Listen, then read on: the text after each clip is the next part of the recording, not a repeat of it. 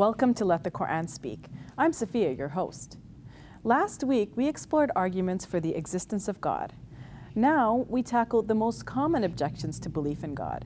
Do we really need God to be good? Is belief in God irrational?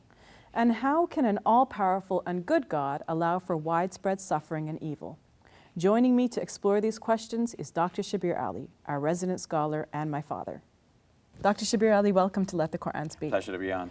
Now, I'm coming at you with the hardest hitting objections of atheists, so be ready, and I hope that you can answer them. I'll try. So the first objection is called the problem of evil. So atheists say, well, how could God, a God that is loving and a God that is all-powerful, allow for evil and suffering to take place in the world?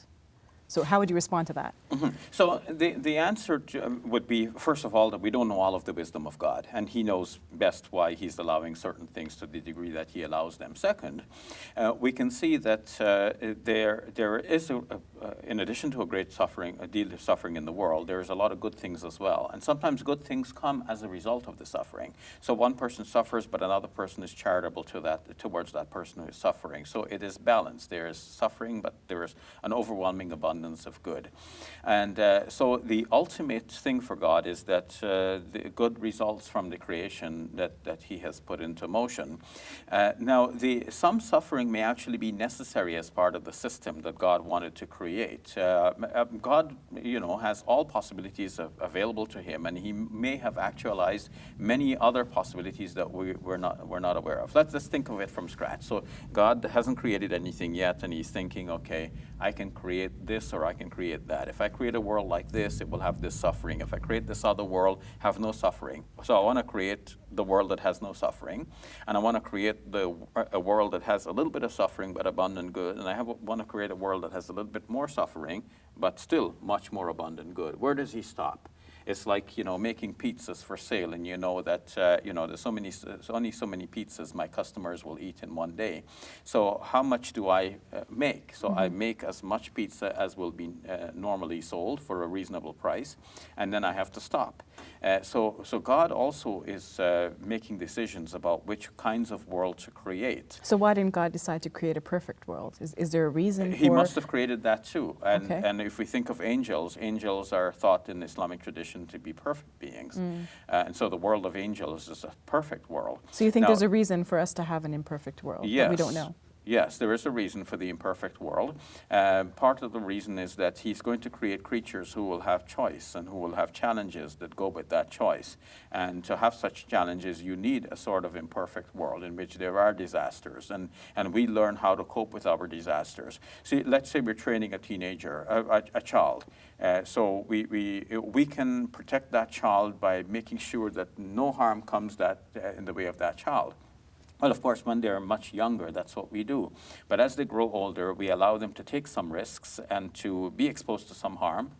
They will suffer to a certain extent, but they will learn through the suffering. They'll learn to become masters of their own future by this. And so God is equipping human beings in our imperfect world to become masters of our own future. So if there's an asteroid heading towards Earth, we now have the capability to look at it through a telescope, to estimate its path and its trajectory, and also to alter its trajectory by maybe shooting it with a rocket or taking some other evasive measure.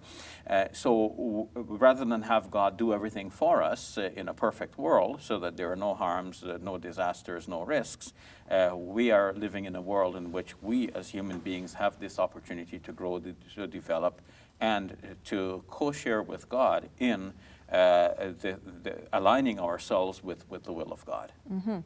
So let's turn to another objection now. Another objection is that we can be moral and good beings without God. And in fact, sometimes religious individuals do evil or wrong things in the name of God. How would you respond to that atheist objection? Now, obviously, this atheist objection comes in response to the believer's objection to atheism. The believer says, well, if you can't be good without God. Without God. And it's wrong to put it that way, because the atheist will naturally come back with this and say, look, we have a lot of good people who are atheists, and we shouldn't deny that.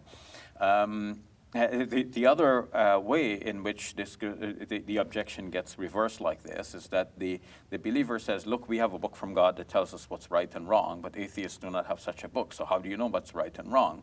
And then the atheist turns back and says, well, something in your book seems to belong to an ancient time. It doesn't seem to be applicable in our present time, and it doesn't seem to be right in our present time to apply it that way, so that you still have to use reason and evidence and knowing our circumstances. And we atheists, that's what we do. We know what's good and what's bad from our own situations. So we don't really need God to be good. We can be God. We can be good by ourselves, and we don't need a scripture to tell us what is right and wrong. Sometimes the scripture seems to be wrong, and we know what is right and wrong. So now we have to come back to the atheists with a stronger point. And the stronger point is that if God does not exist, then there's no reason why human beings should think that some things are right and some things are wrong. See, when we say that some things are right and some things are wrong, we're issuing a moral judgment on things. But this moral judgment does not come from the physical universe. The physical universe has no moral judgment of its own. Things happen as they happen. An asteroid will strike Earth. It's not a bad asteroid. Asteroids just do what asteroids do. You know, it just so happens the Earth is in my path. I'm going there. Don't ask me why I hit Earth. But it's not only asteroids, it's animals too. You can't ask a lion why do you eat the lamb, because that's what lions do. But so too human beings. Human beings in that case would just be other kinds of animals, and they would just do the things which animals do, and whatever comes to the human mind, that's what they do. And in fact, atheists admit this. They say that if God does not exist, and in fact they believe that God does not exist, they think that everything we do actually are because of programming in our genes, for example, to the extent that one atheist, Richard Dawkins, in his book, The God Delusion, points out that when we act even to take care of somebody else's child, we want to foster a child, then this is due to some kind of mismanagement in our genes, because our genes should have programmed us to just simply take care of our own children, because our own children have inherited our genes, and our genes somehow are making sure of their own survival through our own behavior. So when we protect our children, we are protecting our genes, and it's our genes who are programming us to have this compassion for our children. Mm-hmm. And if we have compassion for somebody else's children, that's a kind of a misprogramming in our genes. It's a kind of a mistake, because we should be protecting our own genes, not somebody else's genes. So that's how morality is explained when we think of it in purely scientific terms. So where does the sense come from that, yeah, it is right and it is a good thing to protect somebody else's child, not only my own? The thing is, there are many people who don't believe in God, and they are still behaving morally. I mean, we have generally a moral society. So where do you think their moral sense is coming from if they're claiming it's not coming from God? Well, then there's no other answer. If it's not coming from God, then that moral sense has no grounding in reality. It's just a choice. People make a choice. Their genes have programmed them to think that certain things are right and some things are wrong, but the genes themselves could be wrong in this. Mm-hmm. So why should we trust the genes? But it could be based on reason. It could be based on looking at a society and seeing, okay, this is the best thing for a society, and we're going to act in a certain way to bring about that result. But then the question is, why should we trust this reason? Now, if you're driving to Ottawa and you see a sign... But we also trust our reason when we're looking at laws from God as well, right? Yes, true. I mean, that's what we do, but should we? Mm-hmm. You see, if you're driving from Toronto to Ottawa and you see a sign on the road saying Ottawa 400 kilometers, you say, oh, great, 400 kilometers, I can make that in 4 hours. So, but you've already registered in your mind that 400 kilometers is a fact. How do you know it's a fact? Because you trust the people who have put up the sign. You know, they're intelligent people, they work for the government, they put up the signs, not just any bloke just put a sign up there, right? But if you had the idea that some bloke put the sign up here, then why would you trust the sign? Because this is not coming from an intelligent source that you trust. Now, the universe, does it have any reason to it? No. So why should we trust the reason in our own minds, knowing that it came from a blind universe that does not have any reason? But if we believe that we are products of God, God created us and equipped us with reason, and God is the source of all reason, then we have a reason to trust that reason.